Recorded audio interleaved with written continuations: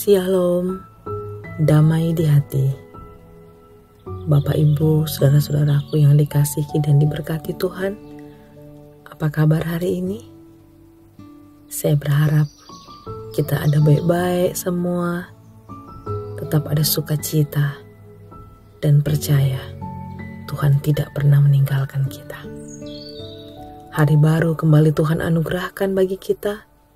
Karena itu mari kita datang bersyukur, memuji, memuliakan namanya. Kita akan membaca Alkitab serta merenungkannya bersama. Namun sebelumnya, mari kita berdoa. Ya Allah yang maha baik, terima kasih. Hari ini kembali kami menerima kebaikan Tuhan. Dan kami bersyukur, kami diberi kesempatan untuk boleh bersama-sama belajar firman-Mu. Tuntun kami dengan urapan kuasa Roh Kudus, agar kami boleh memahami firman-Mu dan mentaatinya untuk dilaksanakan. Bersabdalah ya Tuhan, kami sedia merenungkan firman-Mu. Amin. Bacaan hari ini, Kamis 22 Juni 2023, terdapat dalam Roma pasal 10 ayat 19. Tetapi aku bertanya, adakah Israel menanggapnya? Pertama-tama Musa berkata, aku menjadikan kamu cemburu terhadap orang-orang yang bukan umat dan membangkitkan amarahmu terhadap bangsa yang bebal. Demikian pembacaan Alkitab dan tema renungan di hari ini. Dampak penolakan terhadap Injil. Saudara-saudaraku yang dikasihi dan diberkati Tuhan Yesus, tidak sedikit orang masa kini, entah karena alasan agama, budaya, status sosial, atau ekonomi, menolak Injil dalam kehidupan.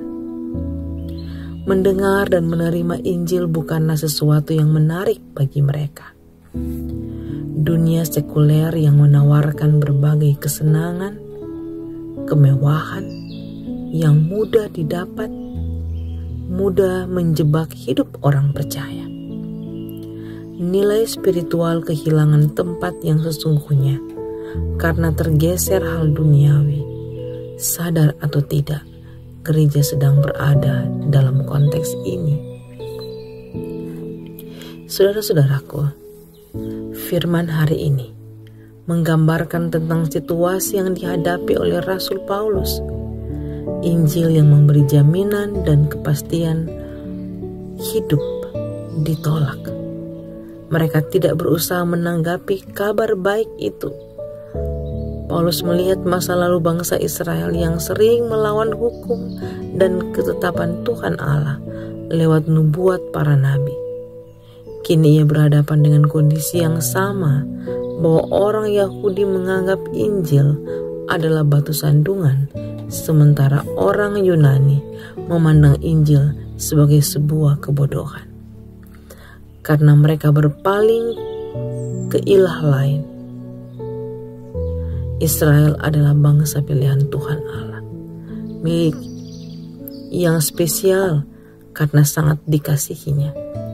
Mengapa Tuhan Allah cemburu, marah, dan memandang Israel sebagai bangsa bebal? Karena berpalinglah kepada Allah lain.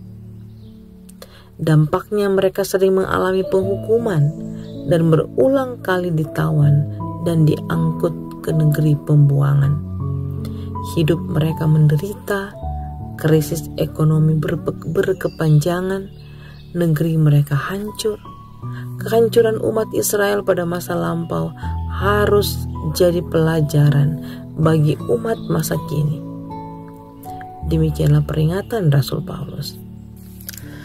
Saudara-saudara yang dikasihi dan diberkati Tuhan Yesus, firman hari ini kiranya menjadi refleksi iman bagi kita sekalian. Di tengah gencarnya ancaman dunia modern, kita diajak rajin membaca firman, tidak bosan mendengar pengajaran, dan khotbah-khotbah yang disampaikan di mimbar gereja atau di berbagai ibadah. Sebab jika semangat mendengar dan memahami firman mulai melemah, maka terbukalah peluang si jahat merampas hidup kita. Jika orang percaya menjauh dari persekutuan ibadah, ia akan mudah menjauh dan terbuang dari hadirat Tuhan Allah.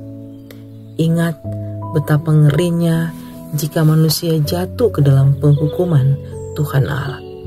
Kita boleh ingat cerita Raja Firaun ketika hatinya dikeraskan oleh Tuhan, dia terus melawan Allah.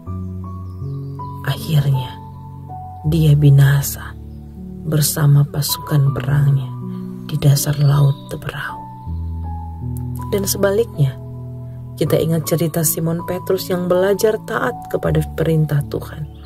Berkat yang dia terima jauh dari apa yang dia kira, dan yang tidak dapat seekor pun semalaman mencari ikan di tengah danau. Diubah Tuhan mendapat ikan yang hampir mengoyakkan jala mereka, sehingga mereka meminta teman-teman lain dengan membawa perahu. Bahkan dua perahu itu penuh ikan, hampir tenggelam. Dua kisah ini mengingatkan kita, jika kita melawan Tuhan, kita menuju kebinasaan. Sebaliknya, orang yang mendengar dan taat pada firman-Nya mengalami berkat Tuhan yang berlimpah. Amin. Mari kita berdoa. Ya Tuhan Yesus Kristus, teguhkanlah keyakinan iman kami, agar di tengah gencarnya ancaman dunia masa kini, kami tidak menolak Engkau dan berpaling kepada Allah lain, sehingga iman dan perbuatan kami memuliakan Engkau ya Tuhan. Terima kasih untuk firman-Mu di pagi ini. Kiranya itu semakin mengokohkan iman percaya kita. Dan seluruh kehidupan kami di sepanjang hari ini, kami hanya mau serahkan dalam tuntunan tangan kasih Tuhan. Ini doa kami, dalam nama Tuhan Yesus kami berdoa. Amin.